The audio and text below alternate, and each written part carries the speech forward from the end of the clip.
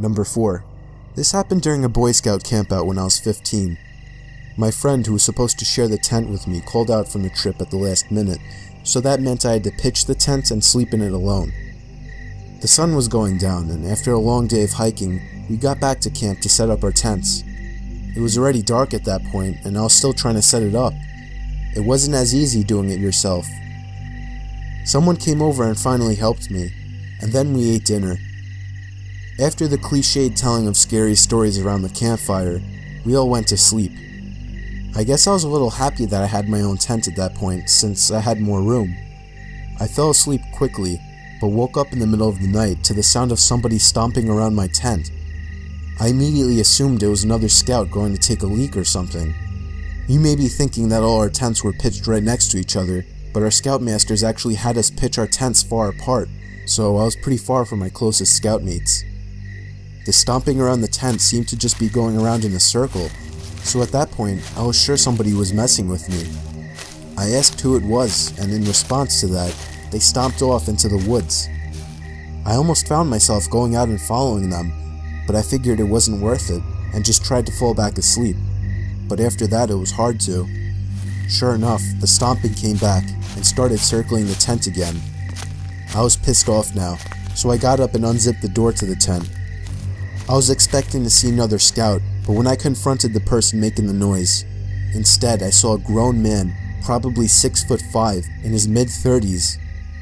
My heart was racing and I couldn't even gather up the courage to scream. The man gave me a creepy smile, and then brought his finger to his lips, signaling for me to be quiet. I did a quick 180 and sprinted to my scoutmaster's tent, screaming like a baby. He ran out before I even reached the tent, and I told him about the man I saw. He and the other scoutmaster ran over to my tent with one of the hunting rifles, but they didn't find the man. They did, however, pick up on the tracks the man left walking around the tent. We were all told to bring our tents closer together, like literally right on top of each other. The trip was cut short the next day and we all went home. I have never gone camping since, and I never will again. Number 3. So me and a couple of my buddies went camping last summer alongside the Willamette River. We actually had a decent hike into the deep end of woods. We did some night fishing, listening to music, and basically drank to the point where everything was funny later in the night. I would guess we finally called it a night somewhere past 2 a.m. I shared a tent with one of my buds while the other two shared another tent. We heard them laughing about something. At first we laughed at the sound of their laughing, but it soon got annoying and we yelled for them to shut up. One of them responded, "It isn't us." I sat up, startled at the response. I came to realize that it was the sound of only one person laughing, and it didn't sound like either one of my friends. Even in my drunk state, I realized how odd it was for somebody to be out this far in the woods so late at night. The laughing gradually got closer and louder to our campout. My friend shot up and looked at me with a worried look on his face. I heard my other friends scream over to us that they were getting freaked out. As the laughing got even closer, I could make it out very clearly to be the laugh of a male, probably in his 30s or 40s. He sounded like he was as drunk as us, messing around with friends, but we only heard his laugh, nobody else. There was something indescribably creepy about his laugh too, as if it was missing something to it. You had to be there to understand what I mean. The laughing was now just at the edge of our campsite, but we couldn't hear any footsteps at all. Now that may not seem like a big deal. It was impossible to move through that without making noise. And finally, all of a sudden, the laughing stopped completely. We had no idea where whoever that was standing, as he hadn't made a single stepping sound. We sat there in silence looking at each other. My friend was clearly freaking out, but he was keeping it together the best he could. Finally, something broke the silence.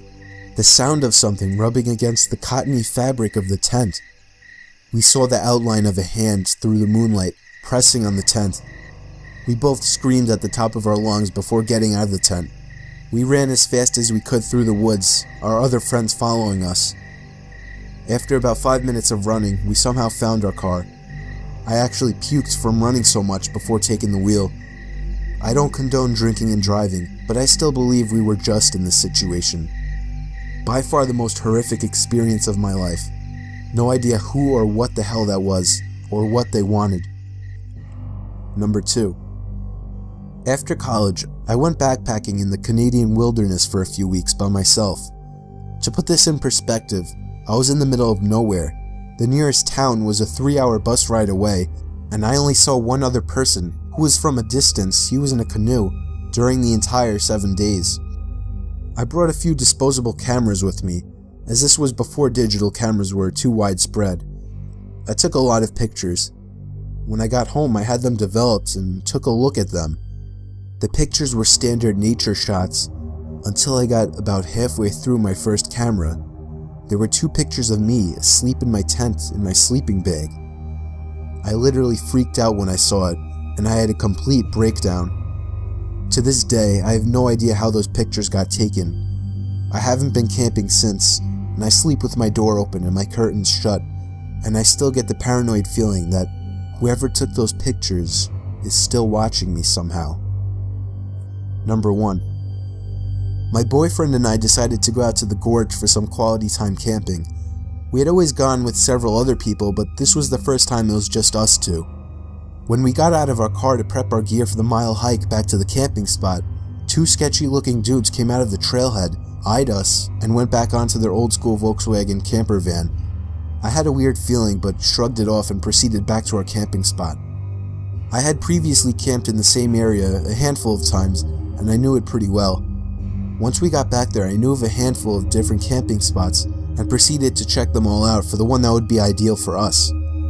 I noticed what looked like someone camping further up the hill, so I picked a spot a little further down where we'd most likely be out of sight. Not out of earshot though, as I heard him yelling with someone else back over on the trail. It was starting to get dark by the time we got everything set up, so I figured I'd start looking for firewood. Suddenly, this guy appears out of nowhere and asks us if we'd like any help, and offered to sell us a bundle of firewood for $10. I laughed because we were in the woods, thus surrounded by wood, which I could pick up off the ground for free. He then said that I wouldn't find much because they'd already cleared it out over the past few weeks. Few weeks? I asked him how long he'd been camping up there, and he said almost a month. I already had the creeps about him, and he claimed he was up there by himself.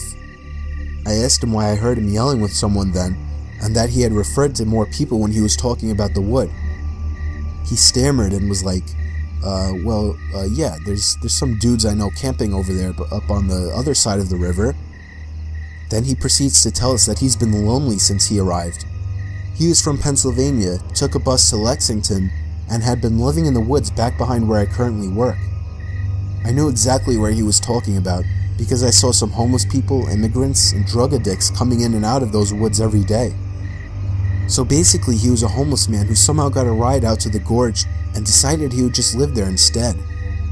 He had been living on snakes, bugs, and selling firewood for money. But he said we were the first people he'd seen in a few weeks. His stories were all over the place, and I knew he was lying about a lot of what he told us. He wasn't alone even if he claimed to be. He even took us to his camp where there were tons of stuff for several guys, not just one. He said he liked camping up top where he could see everything, and everyone. Then showed up our campsite. He had a straight shot view. By now it was dark and he helped us get a fire going. I was trying to politely get him on his way back up the hill so I could have a minute to process all of this. When he left, I started whispering to my boyfriend that there was no way in hell I could sleep with that lying, sketchy homeless creep right up the hill. We didn't have a gun, knife, or even a dog to protect ourselves if we needed to. My boyfriend somehow convinced me to stay a little longer, so we planned to stay the night. But all throughout the night, we heard twigs and branches snapping around our tarp, as if somebody was watching us. It was that man. I knew it was. He was standing out there, watching us. I said let's quietly get our shit together and get the hell out of there, which we did, only we left our new tarp set up because they would make too much noise and he'd know we were leaving. As soon as I stood up with my pack, ready to get the hell out of there, he yells, "Leaving so soon?" We proceeded to get away from there as quickly as possible. The most disturbing thing, as we were getting away from there, The man yelled for us to come back. That only made us go even faster. In my mind, we were either getting robbed, raped, killed, or something, because he was not alone. His stories didn't add up, and his background of where he came from made me believe he was running from something and was trying to hide by living off the grid. I called the Rangers the next morning and told them about him. Luckily, all he got from us was a set of new tarps.